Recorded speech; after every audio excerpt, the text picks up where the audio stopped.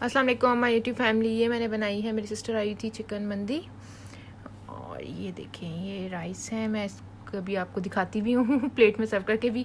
اور یہ میں نے بنایا ہے لزانیہ, اور ساتھ میں نے اسپیگٹی ایڈ کی ہے اس میں, وہ بھی میں کٹ کر کے ابھی آپ لوگوں کو دکھاتی ہوں. ریسیپی کے لیے کمپلیٹ ویڈیو دیکھیں, لائک کریں, سبسکرائب کریں. Thank you. یہ میں نے بنائی تھی چکن مندی, اور اس کے لیے میں نے لیا تھا سوکھا دھنیا پاؤڈر, زیرہ پاؤڈر, کشمیری لال مرچ, نمک, دہی, لہسن ادرک کا پیسٹ, لیمن, اور مسالوں میں نے سوکھا دھنیا پاؤڈر, زیرہ پاؤڈر, اور ہلدی جو ہم نارملی یوز کرتے ہیں, اس کے علاوہ کشمیری لال مرچ, اس سے آپ یلو کلر بھی ایڈ کر سکتے ہیں فوڈ کلر کے لیے یہ, اور گرم مسالہ پاؤڈر بھی تھا. یہ سب کو مکس کر لیا میں نے. لیمن جوس میرے پاس فریز تھا, میں نے وہ یوز کیا, اور ساتھ میں نے فریش بھی یوز کیے 2 لیمن.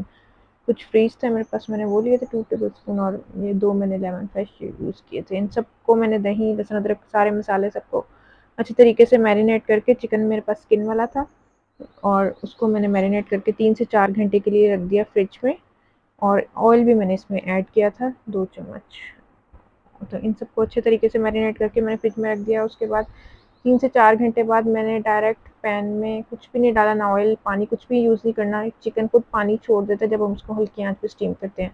یہ دیکھیں مسالہ یہ جو لگا ہوا تھا میرینیٹ کر کے رکھا تھا, وہی صرف میں نے ایڈ کیا چکن میں, اور پین میں پتیلی میں وہ رکھتی ہے چکن کو ساتھ مسالہ ایڈ کر کے سارا. میں نے اس کو ڈھکن لگا کے 5 سے 10 منٹ رکھا ہے. تو اس کے بعد چکن پانی چھوڑ دیتا ہے. آپ ایک دفعہ تیز فلیم کر کے اس کے بعد سلو فلیم کر دیں, چکن پانی چھوڑ دے گا, اور پھر آپ ہلکی آنچ پہ اس کو 25 سے 30 منٹ کے لیے آپ کر لیں, تو اچھی طریقے سے چکن اندر سے بھی کوک ہو جاتا ہے. پر کیپ اوپن نہیں کرنا, کیپ اوپن کرتے ہیں تو اسٹیم ساری باہر آ جاتی ہے, اور وہ چکن پھر اسی لیے صحیح طرح پکتا بھی نہیں ہے, اور ٹوٹتا ہے, اس کی اسکن بھی اترتی ہے.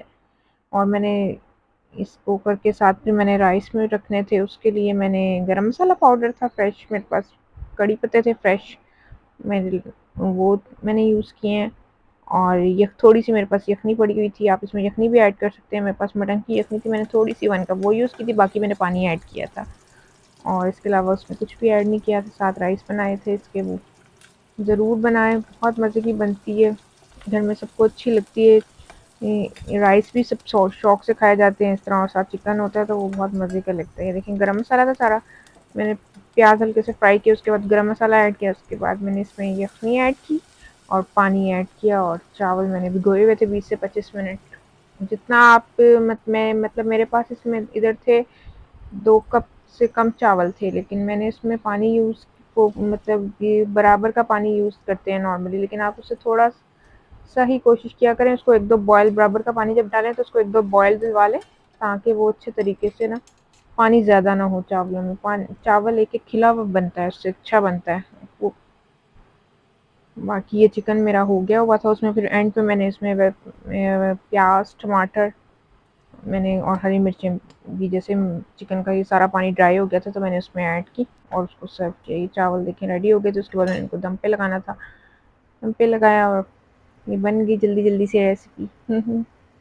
ضرور بنائیں, چینل کو لائک کریں, سبسکرائب کریں. Thank you.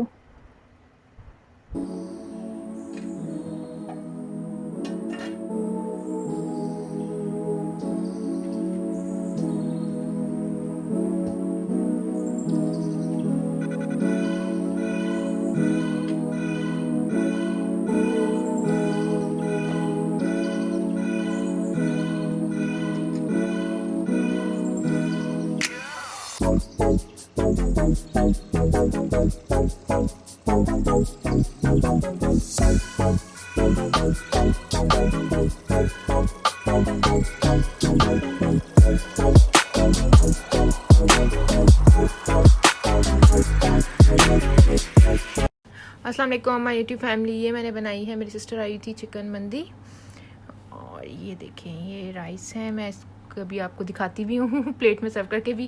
اور یہ میں نے بنایا ہے لزانیہ, اور ساتھ میں نے اسپیگٹی ایڈ کی ہے اس میں, وہ بھی میں کٹ کر کے ابھی آپ لوگوں کو دکھاتی ہوں. ریسیپی کے لیے کمپلیٹ ویڈیو دیکھیں, لائک کریں, سبسکرائب کریں. Thank you.